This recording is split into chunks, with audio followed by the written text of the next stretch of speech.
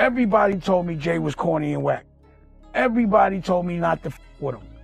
And I did it, and look what happened. I think it's a conspiracy against me, you know, because in the absence of the truth, bullshit will prevail. So as long as nobody out there spitting real, you know, you can come up with anything. How do you listen to a whole album, pick a single, shoot a video, then don't know? Okay, I see what's really good. You're trying to eliminate the competition. You know, because at first you retire, you know, then get me off the label, now you're back rapping again. What if I told you Jay-Z didn't just rise to the top, he cleared the path by taking down the very people who helped build him? From sabotaging DMX, to cutting out Dame Dash, the truth about hip-hop's biggest name is darker than you think, and it's finally coming to light. Dame Dash is once again making headlines. And this time, he's not holding anything back. With characteristic boldness, he's calling out his former Rockefeller Records partner, Jay-Z, along with longtime music executive Liar Cohen, accusing them of playing a dangerous game in their rise to the top. According to Dame, Jay-Z and Liar didn't simply work their way up through hard-earned success, they allegedly did so by manipulating the system, aligning themselves with powerful corporate interests, and ultimately stepping over other black artists to solidify their own positions of influence. One of the most heartbreaking names caught in the crossfire of this alleged betrayal is none other than DMX, a legend in hip-hop whose story continues to resonate with fans worldwide. These claims are not entirely new, but they've taken on renewed significance in recent years, especially in the wake of DMX's death. Dash has never been one to bite his tongue, and his latest revelations are reigniting a long-standing conversation about the true nature of success in the entertainment industry, and what it often costs behind the scenes. Many fans are now reflecting on Jay-Z's public image, one of a mogul who champions black excellence, generational wealth, and community empowerment, and comparing it to a string of allegations and controversies that suggest a much more complicated reality. Critics argue that while Jay speaks often about uplifting the culture and opening doors for others, his actual moves have sometimes resulted in the exclusion or even suppression of the very people he came up with. Dame Dash, ever the icon, is now peeling back the curtain even further, framing Jay-Z and Liar Cohen not just as business-savvy power players, but as architects of a system that has allegedly profited from the downfall of black voices in hip-hop. In his recent comments, Dame asserts that these two didn't just benefit from the existing structures of the music industry. They actively reinforced and manipulated those structures to sideline competitors and tighten their grip on the game. Among the most deeply affected, according to Dame, was DMX, an artist whose raw emotion, lyrical brilliance, and unfiltered honesty made him a once-in-a-generation talent. To understand the gravity of these claims, one has to look at the broader history between these figures. DMX and Jay-Z weren't just label mates, they were contemporaries who came up in the same gritty era of New York hip-hop, both vying for the top spot in a crowded field. Yet, while Jay leaned into the corporate aspects of the industry, ultimately becoming president of Def Jam in 2004, DMX remained a fierce critic of how the business treated its artists, especially black artists from disadvantaged backgrounds. X was never one to play politics, and that, according to Dame and many others, may have been his undoing. DMX's career was filled with triumphs, but also with tension. At his peak, he was one of the biggest rappers on the planet, dropping multiple platinum albums and selling out arenas around the globe. But even as he soared, he remained highly skeptical of the industry's inner workings. He spoke openly about the pressure to conform, the exploitation of young artists, and the emotional toll of trying to maintain authenticity in a world obsessed with image and control. His track The Industry was a scathing expose on how the game really worked behind closed doors, touching on themes of betrayal, manipulation, and systemic injustice. According to Dame Dash, DMX saw through the illusion. He recognized how the very people who claimed to support the culture were often the ones doing the most damage from behind the scenes. Dame suggests that once Jay-Z assumed leadership at Def Jam, the dynamics shifted dramatically. Jay, now in a position of corporate power, allegedly began to make moves that benefited himself while sidelining others, including ex-Dame alleges that under Jay's leadership, and with Liar Cohen's guidance, the label stopped supporting DMX in the same way, stalling releases, limiting promotion, and otherwise reducing the visibility of one of its biggest stars. What makes this even more tragic, according to Dame, is that DMX saw it happening and tried to warn people. He spoke out in interviews, he rapped about it, and he even discussed the spiritual weight of what he was facing, saying more than once that he felt like he had spoken to the devil. Metaphorically, in the form of deals that sounded enticing, but came with dangerous strings attached. He declined dinners with executives. He chose integrity over industry acceptance. And for that, he was branded as difficult, unreliable, and eventually cast aside. Dame Dash believes this wasn't an accident. He believes it was part of a larger, calculated system to consolidate power and control within the music industry, often at the expense of artists like DMX, who refused to fall in line. Liar Cohen, who Dame has long accused of being a culture vulture, is seen as the embodiment of this system, a corporate figure who, in Dame's words, profited from black creativity while doing little to actually preserve or honor the culture it came from. Jay-Z, by aligning himself with Liar and following the same blueprint, is portrayed not just as complicit, but as a willing participant. In the years since DMX's death, fans have begun to re-examine his warnings. The same interviews that were once dismissed as rants or bitter complaints are now being seen in a different light. People are beginning to realize that maybe X wasn't exaggerating, maybe he was trying to tell us something the industry didn't want us to hear. This is why Dame Dash's words carry so much weight right now. Love him or hate him, Dame has remained one of the few voices in hip-hop willing to challenge the narrative, to call out the uncomfortable truths others are too afraid to speak. And while he's often criticized for living in the past or dragging Jay-Z's name through the mud, many fans now believe he's been speaking truth all along, and that maybe, just maybe, DMX was too. In the end, this isn't just about a feud between former business partners, it's about a pattern that has played out too many times in the music industry. Talented, passionate artists being sacrificed for the sake of profits and control. It's about who gets to tell the story, and whose voice gets erased in the process. And it's about asking hard questions. Who really holds the power in hip-hop, and at what cost? Industry, man, it's not the same. Doesn't have to do with talent, it's about playing the game. The industry, real niggas is dying to get in. The industry, justifying they don't. Dame Dash has long been seen as carrying a one-sided grudge against Jay-Z, but if you ask Dame, it's not about bitterness. It's about betrayal on a deeper, cultural level. While critics often reduce his outspokenness to jealousy or obsession, Dame insists his issue isn't just with Jay, it's with the company Jay keeps. Specifically, industry power players like Liar Cohen. Dame has spoken out repeatedly about what he sees as a calculated system. One where executives profit off black culture while simultaneously painting it as chaotic or dangerous. And in his eyes, Cohen was a master at doing just that. DMX, Dame says, was one of the first artists to see through the game and publicly speak out about it. The turning point, Dame believes, came in 2004. When Jay-Z stepped in as president of Def Jam, taking over from Liar Cohen. He also gained full control of the Rockefeller catalog. What followed, according to Dame, wasn't just a business shift, it was a betrayal.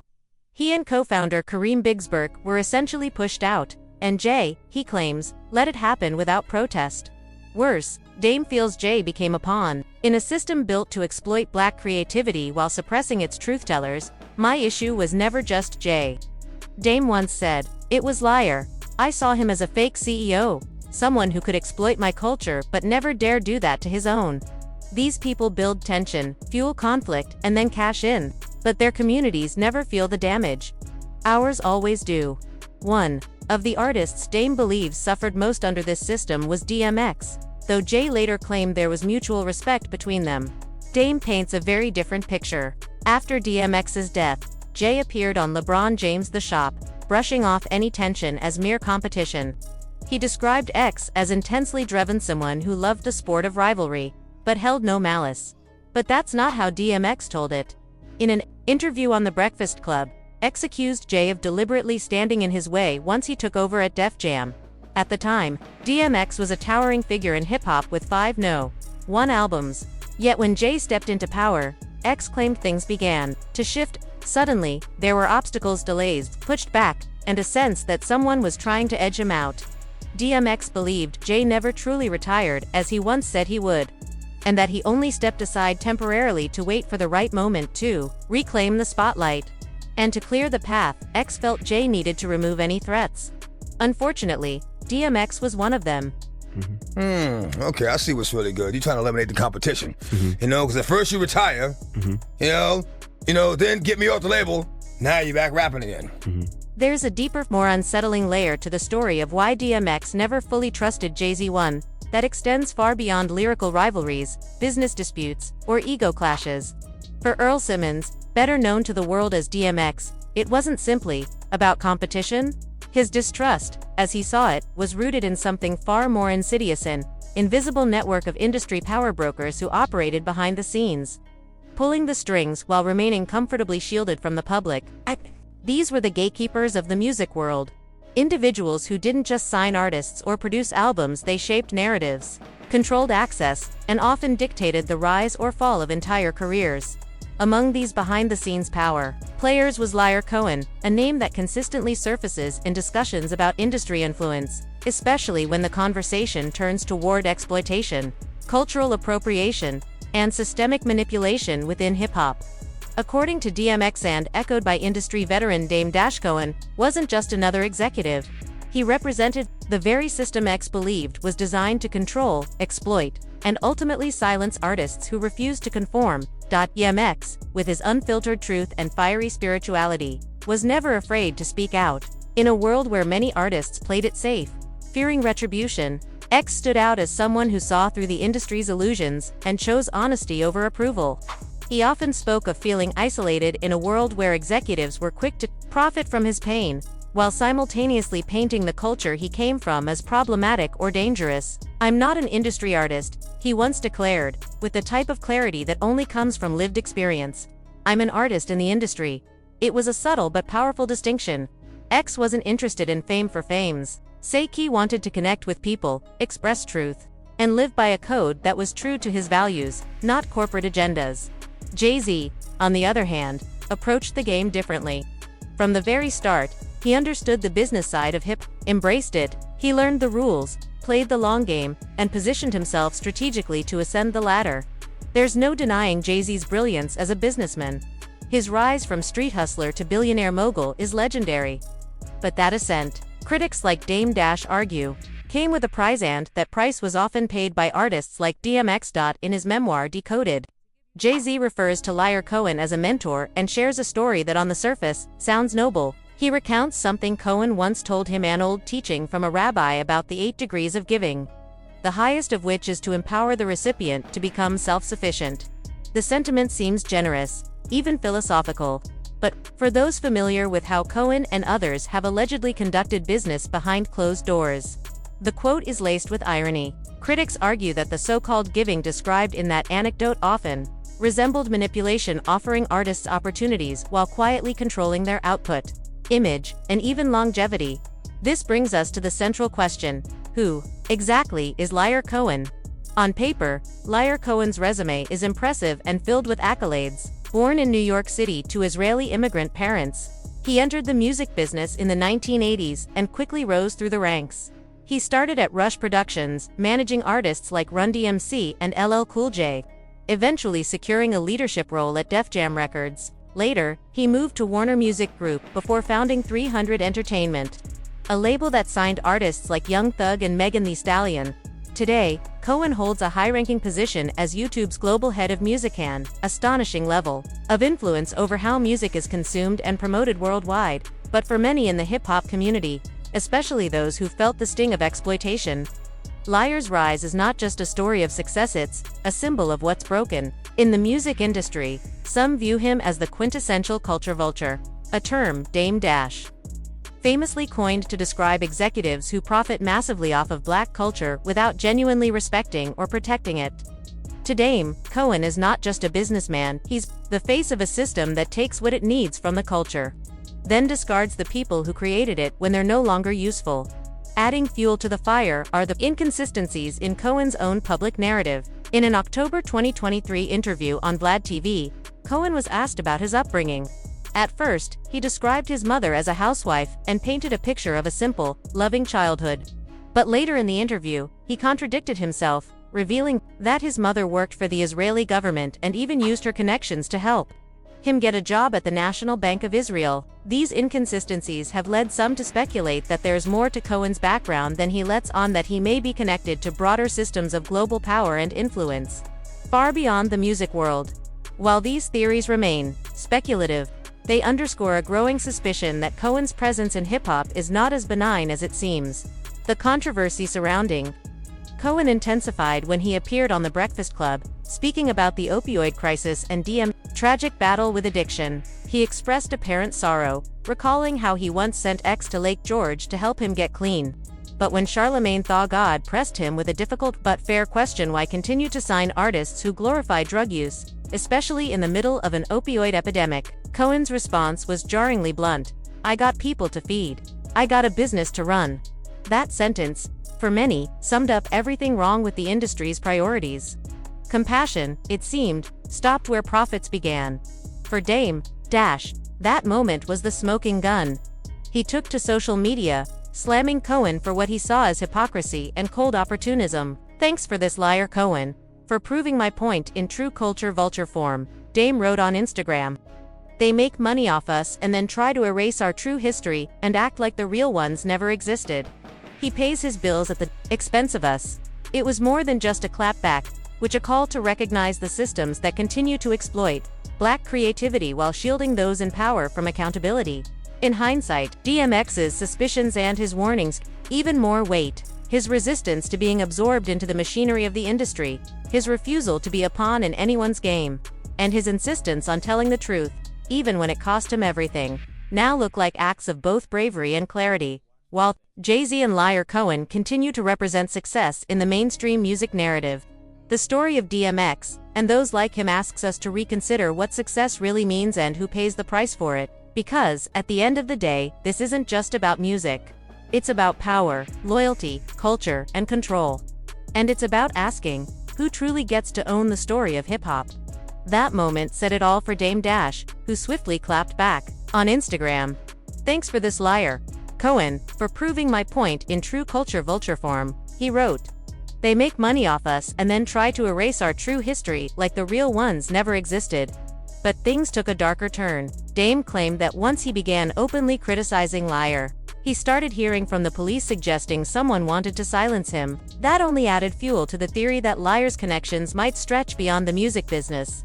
Then came the final insult, at least in Dame's eyes. DMX's funeral, the memorial for X held in Brooklyn on April 25, 2021, was a massive, emotional event. The hip-hop community showed up in force, but liar Cohen didn't. Instead of appearing in person to pay his respects, he sent in a video. In it, he coldly described DMX's death as predictable and referred to him as a gremlin who crashed into a wall. Too many. That single clip encapsulated everything Dame had been saying all along.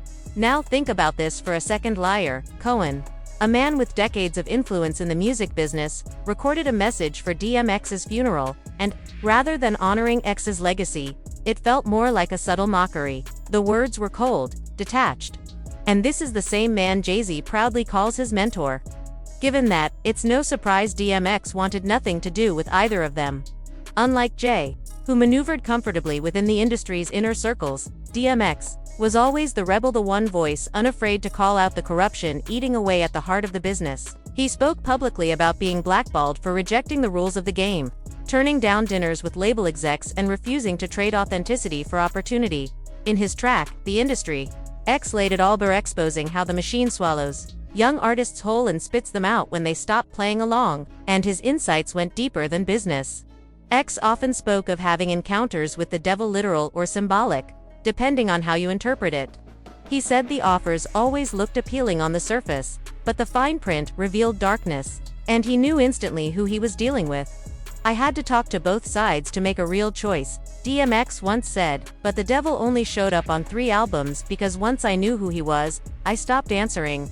Now when people criticize Dame Dash for constantly bringing up Jay-Z, they usually write it off as jealousy or bitterness. And to be fair, Dame has been stuck in the same conversation for years. But the larger issue he's raising, that artists are scared to speak truth to power, isn't just his battle. It was DMX's too. When X appeared on The Breakfast Club and opened up about how Jay allegedly sabotaged his album, the reaction wasn't sympathy, it was scorn. People dismissed him, calling him bitter or washed up, saying Jay was simply the better businessman. But now, with DMX gone, many of those same voices are beginning to admit that maybe, just maybe, he was telling the truth all along. That's why more fans are starting to give Dame his credit, not because he's perfect, but because he's fearless. Say what you will, the man doesn't bite his tongue. One fan put it perfectly online. Every time Dame answers a question about Jay, people go, "Why he always talking about Jay? But maybe we should be asking why no one else is." Another added, "I miss DMX. That man kept it real, every single time. He warned us about these industry clowns before it was cool. If he were still here, he'd be roasting these phonies into dust." So now, here's the real question for you. Is Dame Dash just stirring the pot, or is he doing something nobody else in the game has the guts to do, speaking truth when it's uncomfortable? Drop your thoughts in the comments, and as always, I'll catch you in the next one. Peace.